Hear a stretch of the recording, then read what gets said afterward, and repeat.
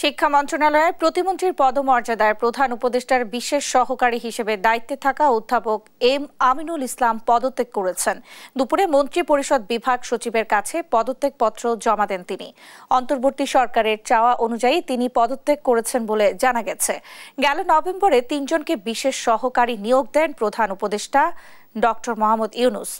তারা স্বরাষ্ট্র, স্বাস্থ্য ও শিক্ষা মন্ত্রণালয়ের উপদেষ্টাদের সহযোগিতা করছেন। এই ৩ জনের মধ্যে শিক্ষার দায়িত্বে ছিলেন অধ্যাপক এম আমিনুল ইসলাম।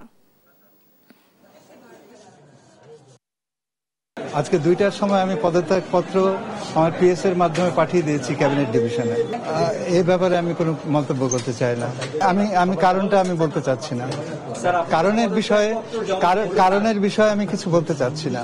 আমি কোনো না কোনোভাবে শিক্ষার সাথে সম্পৃক্ত থাকবো।